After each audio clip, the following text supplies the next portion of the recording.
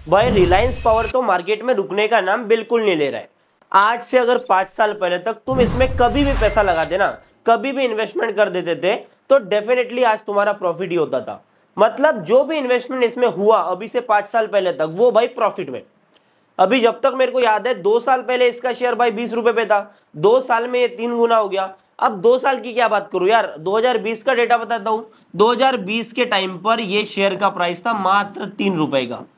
अभी 2020 मतलब 5 साल पहले, इतना लंबा टाइम तो है नहीं, क्योंकि मैक्सिमम लोग ऐसे हैं जिन्होंने कोरोना के टाइम पर मार्केट में इन्वेस्ट करना स्टार्ट किया था। अभी इस टाइम पर ये स्टॉक का प्राइस था 3 रुपए का, और अभी के टाइम पर इसकी प्राइस चल रही है भाई 63 रुपीज की। स्टॉक ने यहां पर दिए मल्टी बैगर छप्पर फाड़ रिटर्न 1 लाख रुपया, जो कि 2020 के टाइम में बड़ा तो होता नहीं था इतना बड़ा। 1 लाख रुपया भी अगर इन्वेस्ट कर देते थे तो अभी तुम यहां पर एक बहुत बढ़िया गाड़ी तगड़ी ले सकते थे रिलायंस पावर के प्रॉफिट से। पर जो हो गया हो गया। अभी काफी सारे लोग ऐसे हैं जिन्होंने अभी रिसेंटली यहाँ पर इन्वेस्ट किया है। किसी के पास में 1-2 साल से पोजीशन बनी होगी, किसी के पास में हो सकता है कि अभी महीना 2 महीना पहले से पोजीशन बनी होगी, या फिर कुछ लोग ऐसे भी होंगे बेचारे जिनको लग रहा होगा कि क्या अभी भी टाइम है इसमें इन्वेस्ट करने का, क्या अभी भी इसमें पैसा लगाया जा सकता है। तो मैं यहाँ पर खड़ा ही इसलिए हूँ ताकि आपको ये चीजें समझा पाऊँ। और पहली बात, अगर आप यहाँ पर फ्रेश पोजीशन बनाना चाहते हो या फिर ऑलरेडी कंपनी में इन्वेस्टेड हो ना, तो सबसे इंपॉर्टेंट चीज होती है कंपनी के बारे में जानना, समझना, कंपनी की पोजीशन समझना कि हालत क्या है। क्योंकि हालत देखकर ही हम पता लगा सकते हैं कि ये कहां तक दौड़ सकता है और इसमें कितनी स्ट्रेंथ, कितनी पावर, कितना पोटेंशियल अभी बचा है। ठीक है, तो वीडियो में बने रहना स्टार्टिंग से एंड तक। वीडियो को लाइक नहीं किया तो लाइक कर लो यार, क्योंकि इतने मेहनत से पूरा डेटा इकट्ठा करके आपके लिए एनालिसिस लाता हूं, तो उसका थोड़ा सा मेरे को आप कंट्रीब्यूशन करो मेरे लिए भी, तो लाइक कर लो। ठीक है, अभी सबसे पहला काम अपना क्या होता है, बिजनेस एनालिसिस। एक बार हम बिजनेस समझेंगे, क्योंकि जहां पर तुम पैसा लगा रहे हो तुमको पता तो होना चाहिए कंपनी करती क्या है। देखो, जैसे कि कंपनी का नाम है रिलायंस पावर, अनिल अंबानी जी की ये कंपनी है। अभी एक टाइम पर क्या था, 2008 के टाइम पर इसका आईपीओ आया था। ठीक है, अभी यहाँ पर हम 2008 के टाइम की बात करें ना, तो यहाँ पर कंपनी का आईपीओ मतलब इनिशियल पब्लिक ऑफरिंग आई थी, और उस टाइम पर क्योंकि नाम जुड़ा हुआ था रिलायंस का, तो लोगों ने भर भर के दौड़ दौड़ कर पैसा लगाया था। और अभी जो तुमको आईपीओ का बज देखने को मिल रहा है ना अभी के मार्केट में, आज से 1 साल पहले था कुछ ऐसा ही, इतना बड़े स्केल पर तो नहीं, पर उस टाइम के हिसाब से बहुत बड़ा स्केल था आईपीओ का। जिसको मार्केट के बारे में पता नहीं भी है, वो अनिल अंबानी का नाम सुनकर भाई, क्योंकि अनिल अंबानी की कंपनी, उसका आईपीओ आ रहा है, धड़ाधड़ इसमें पैसा लगाया जा रहा था, धड़ाधड़ यहाँ पर इन्वेस्टमेंट किए जा रहा था। और इस तरीके से जो रिलायंस पावर की वैल्यूएशन थी वो ऊंचे आसमानों पर थी। मतलब हम बात करते हैं ना यार कि 2020 में शेयर का प्राइस मात्र 3 रुपए का था। अब तुम एक डेटा देखो, 2008 के टाइम पर शेयर का प्राइस था 350 रुपए के करीब, 350 रुपए का स्टॉक था। हमने ये बात तो कर ली कि भाई 2020 में कोई पैसे लगाता था तो उसको प्रॉफिट ही होता था, पर उससे पहले अगर कोई पैसा लगाता था तो उसका डेफिनेटली नुकसान होता था। अब ऐसी कुछ स्टोरी थी सुजलॉन एनर्जी की, जो कि रिटेलर्स का फेवरेट तो है। अब ऐसा हो सकता है कि आर पावर भी आगे रिटेलर्स का फेवरेट बने, क्योंकि सुजलॉन में क्या स्टोरी हुई थी, सबसे पहले एक कॉन्सेप्ट आया था कि भाई हवा चलेगी और उससे एनर्जी बनेगी, इलेक्ट्रिसिटी जनरेट होगी। लोगों को एकदम कमाल का आइडिया लगा, लोगों ने दबा के पैसे लगाया, कंपनी ने कमाल का एक्सपेंशन किया, पर मार्केट से उतनी डिमांड आई नहीं, जो कर्जा था वो फुलफिल नहीं कर पाए, इनको बैंकरप्ट होना पड़ा, बहुत बड़े कर्जे कंपनी के ऊपर हुए, डाउन स्केल करा इन्होंने।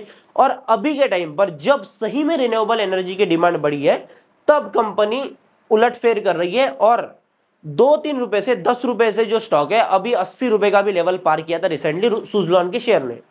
तो ये चीजें पावर सेक्टर में हो रही है। तो अभी हमको ये समझना पड़ेगा कि आगे क्या होने वाला है। एक बार मैं सिंपल से तुमको बिजनेस समझा देता हूं। पावर सेक्टर की कंपनी है, पावर सेक्टर में काम करेंगी, इलेक्ट्रिसिटी जनरेशन का काम करेंगी। पहली बात, इलेक्ट्रिसिटी जनरेशन के प्रोजेक्ट डेवलप करते हैं। ठीक है, साथ में डेवलप करने के साथ में ऑपरेट भी करते हैं, और ऑपरेट करने के साथ में उसको ट्रांसमिट भी करते हैं। तो इतना काम है भाई पूरा आर पावर का। अभी ये दूसरों के लिए भी बनाते हैं पावर प्रोजेक्ट, प्राइवेट कंपनीज के लिए, या फिर गवर्नमेंट के ऑर्डर मिल गए तो, और साथ में खुद के लिए भी बनाते, खुद भी ऑपरेट करते, खुद भी दूसरे पावर कंपनीज को बेचते। अभी इनकी पावर ऑपरेटिंग कैपेसिटी कितनी हो मैं आपको बताता हूं। तो ये है लगभग 6 गीगावाट, मतलब 6000 मेगावाट की। ठीक है, अब यहां से मैं थर्मल के ऊपर जाऊं तो देखो, ये रिन्यूएबल में तो आ रहे हैं, पर अभी भी इनका मेजॉरिटी जो बिजनेस है वो अभी थर्मल में, क्योंकि पुरानी कंपनी है, अभी स्विच करने में टाइम लगेगा यार, और ये भी अपन रीजन समझेंगे कि ये कंपनी इतना भाग क्यों रही है। अपन यहाँ पर इनकी थर्मल पावर की कैपेसिटी देखें ना, तो इनकी कैपेसिटी है 5760 मेगावाट की, ठीक है। बाकी मैं रिन्यूएबल एनर्जी की बात करूं, रिन्यूएबल सेक्टर में जहां पर ये सोलर के काम कर रहे हैं, हाइड्रो इलेक्ट्रिक काम कर रहे हैं, बहुत तगड़े तगड़े काम कर रहे हैं, यहां पर इनकी कैपेसिटी है 187 मेगावाट की। इतनी यहाँ पर रिन्यूएबल सेक्टर में इनकी कैपेसिटी है, और साथ में इनकी कैपेसिटी जो है ना वो बढ़ती जा रही है। अभी ये तो हमने बात कर ली इनकी करंट कैपेसिटी, पर साथ में इनकी एक चीज हमको समझना पड़ेगा, इनकी पाइपलाइन में भी है। मतलब ऐसा तो नहीं कि भाई अभी कंपनी का बिजनेस इतना है तो इतना ही रहेगा, ऐसा बिल्कुल नहीं है। आगे डेफिनेटली कंपनी का बिजनेस बढ़ेगा, और अंडर डेवलपमेंट में जो इनके प्रोजेक्ट्स है ना वो है भाई लगभग 34,000, ठीक है, 1-2-3 मेगावाट। इतना बड़ा प्रोजेक्ट जो है इनके पाइपलाइन में है। मतलब आगे कंपनी के पास में ऐसा नहीं कि भाई रेवेन्यू एकदम से ड्रॉप करेंगे। अंडर डेवलपमेंट प्रोजेक्ट होने के कारण क्या होता है कि रिकरिंग जो रेवेन्यू है कंपनी के पास में आता रहता है। इसमें से हो सकता है कि कुछ बहुत प्रोजेक्ट कंप्लीट हो गए, फिर आगे और बाकी के प्रोजेक्ट आएंगे। मतलब ऑर्डर बुक इनकी जो बढ़ेगी, 34,000 मेगावाट की ऑर्डर बुक है, तो यहाँ पर हो सकता है कि आगे 40,000 तक भी क्रॉस करें। तो इस तरीके से चीजें चलती है। देखो इसके पहले भी मैंने ऑलरेडी पावर सेक्टर के ऊपर काफी सारी एनालिसिस बना के रखी है, और वहां पर हमने कंपनीज को एनालाइज किया है। पर एक बार for the sake of analysis अपन यहाँ पर एक बार देख लेते हैं इनके कंपटीटर्स कौन कौन है। क्लियरली हमको समझ में आ जाना चाहिए कि एनटीपीसी अदानी ग्रीन हो गया, एनटीपीसी ग्रीन एनर्जी हो गया, जेएसडब्ल्यू एनर्जी, एनएचपीसी, एसजेवीएन, ये सारी कंपनीज जो है इनकी कंपटीटर है, ठीक है। अभी अपने को सबसे पहले ये समझना पड़ेगा कि वैल्यूएशन का गेम क्या है। इंडस्ट्री को अपन जब भी एनालाइज करते तो वैल्यूएशन के साथ में एनालाइज करते, पर मैं हर बार बोलता हूँ यार कि देखो प्राइस टू अर्निंग रेशियो एक चीज हो गई, पी रेशियो, वो अपन देख के कंपेयर करते कि भाई हाँ इसका पी रेशियो ज्यादा है तो ये ओवर वैल्यूड है, किसी एक कंपनी का पी रेशियो कम है तो ये अंडर वैल्यूड है। पर इस बेसिस पर यहाँ पर एनालाइज नहीं करना चाहिए। एग्जैक्टली मैं आपको बताऊँ ना, तो पूरे पी रेशियो का मैं आपको मीडियन एक बार बता देता हूँ, ठीक है। तो ये मीडियन निकल के आता है 16 का, ठीक है, 16 का पी रेशियो है। और ये पी रेशियो मैं तुमको बता रहा हूँ निफ्टी एनर्जी का, ठीक है, निफ्टी एनर्जी का पी रेशियो है ये। अभी तुम यहाँ पर बाकी कंपनीज के पी रेशियो का एक बार कंपैरिजन करना, ठीक है। यहाँ पर तुमको यूनिफॉर्म चीजें देखने को नहीं मिलेगी। अब ये तो ऑब्वियस सी बात है कि रिन्यूएबल सेक्टर की कंपनी है तो उसका पी रेशियो ज्यादा रहेगा। तो यहाँ पर 13 का पी रेशियो हो गया, अब 92 हो गया, 194 हो गया, जहां पर अदानी ग्रीन आ जाती है, फिर 46 हो गया। सॉरी, अदानी ग्रीन का 92 का पी रेशियो और 194 का पी रेशियो है एनटीपीसी ग्रीन का। तो यहाँ पर यूनिफॉर्म चीजें हमको देखने को नहीं मिलेगी। इसलिए अपने को क्या करना है, एग्जैक्टली किसी भी कंपनी का एनालिसिस करते टाइम उनके जो रेवेन्यू और प्रॉफिट्स में ग्रोथ देखने को मिल रही है ना, उसके हिसाब से हमको पी रेशियो का एनालिसिस करना है। अभी देखो मैं यहाँ पर इस कंपनी की बात करूंगा रिलायंस पावर की, तो यहाँ पर प्रॉफिट तो है ही नहीं, तो अपन क्या निकालेंगे, मार्केट कैप टू सेल्स का रेशियो यहाँ पर निकालेंगे, और उसके हिसाब से अपन एनालाइज करने को देखेंगे कि एक्चुअल में हो क्या रहा है।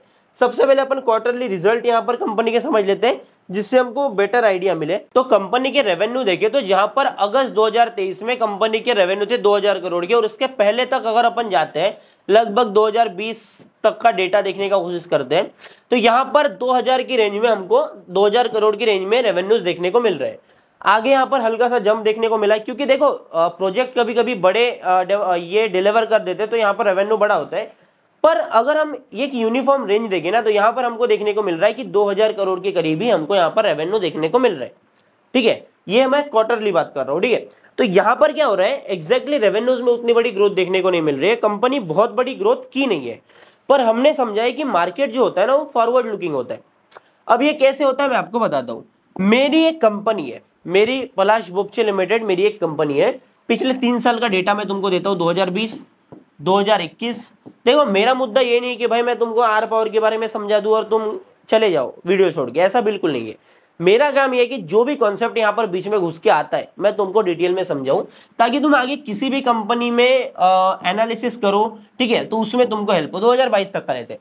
अभी यहाँ पर मैं 10 करोड़ का रेवेन्यू कर रहा हूँ, यहाँ पर 11 करोड़ का, यहाँ पर 10 करोड़ का, यूनिफॉर्म है।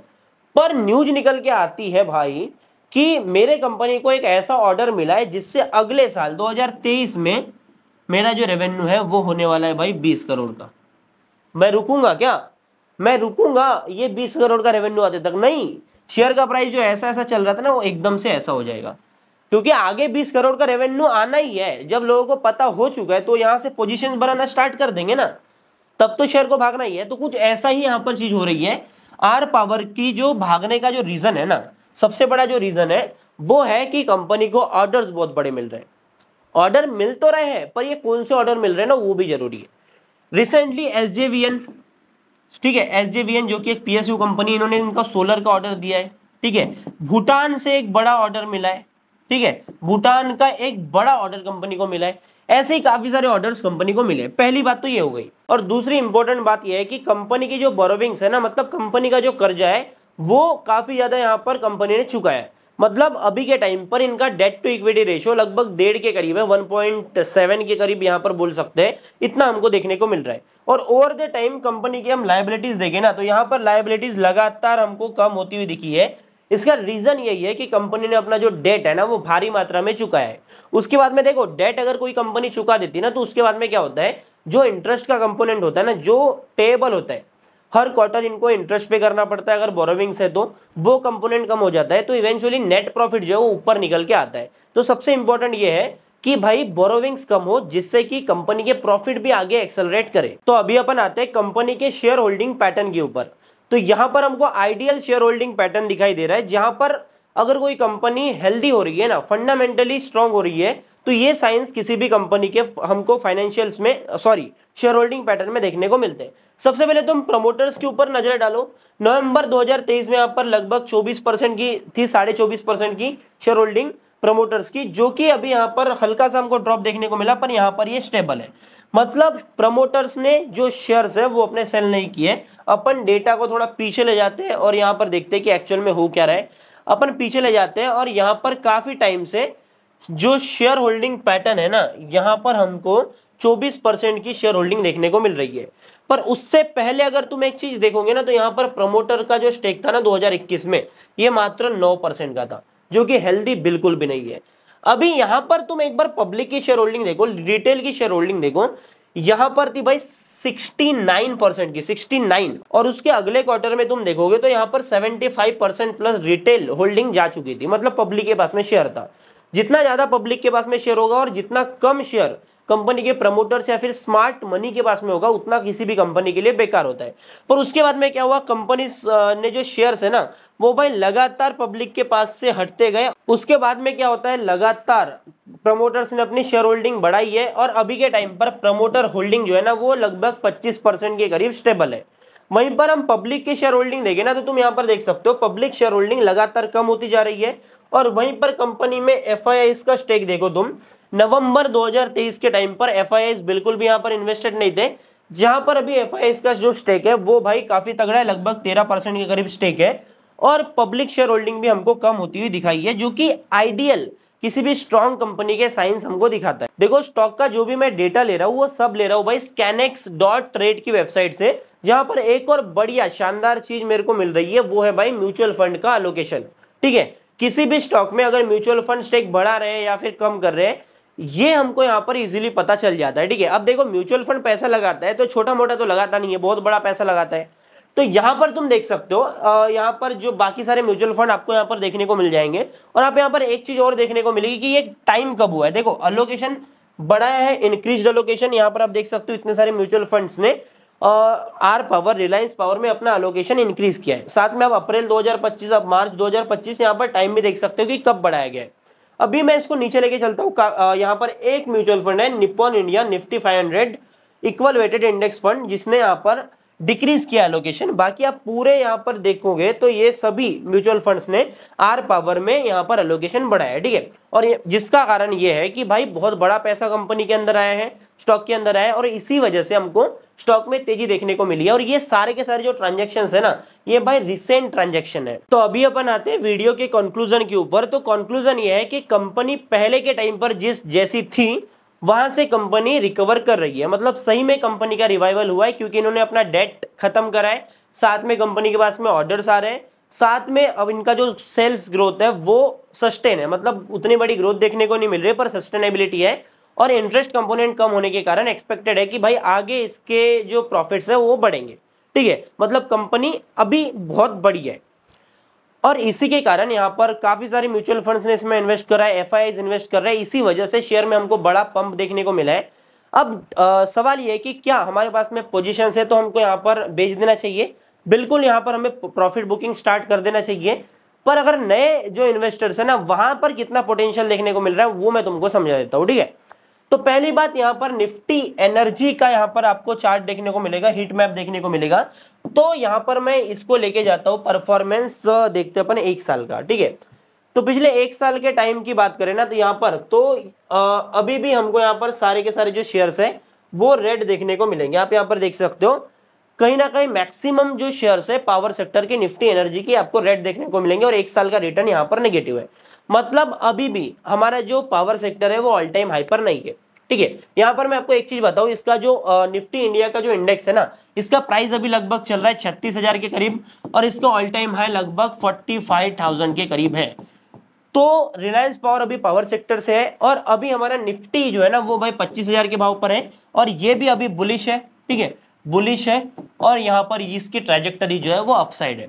तो यहाँ पर और हमें अच्छा खासा रैली आर पावर की स्टॉक में देखने को मिल सकता है, पर यहाँ पर हमें एकदम टॉप को पकड़ना काफी ज्यादा मुश्किल हो जाएगा। इसलिए अगर काफी पहले से कोई आर पावर में पोजीशन बना के रखा है या फिर बहुत तगड़ा प्रॉफिट जिनके पोर्टफोलियो में देखने को मिल रहा है, उनके लिए बेटर ये रहेगा कि भाई वो प्रॉफिट बुक करे और किसी सेफ स्टॉक में, मतलब जो जिसमें हमें देखो जैसे मैंने 1 लाख रुपए लगाए, 1 लाख के 20 लाख हो गए, 25 लाख हो गए, ऐसा अगर हो गया तो वो 25 लाख रुपए बेटर ये है कि भाई कोई सेफ स्टॉक में वो लगा दें जहां पर वो 25 लाख रुपए अभी सेफ्टी से बढ़े। ऐसा नहीं कि भाई मैं एक बार फिर से मल्टीबैगर का देखूं, ऐसा नहीं कर रहा है, क्योंकि जो आगे होना था कंपनी में उसको फैक्टर इन करते हुए स्टॉक ऑलरेडी भाग चुका है, ठीक है। तो ये चीज हमको अपने माइंड में रखना पड़ेगा। बाकी आई होप कि आपको एनालिसिस अच्छी लगी होगी, और अच्छी लगी है तो वीडियो को लाइक जरूर करना, चैनल को सब्सक्राइब करके बेल आइकन कॉल पे सेट कर देना ताकि ऐसी वैल्यूएबल कंटेंट, वैल्यूएबल एनालिसिस और आईपीओस की अपडेट आपसे मिस ना हो। बाकी मैं मिलता हूं आपसे नए अगले वीडियो में। बाय बाय, टाटा, जय हिंद, जय भारत, बाय।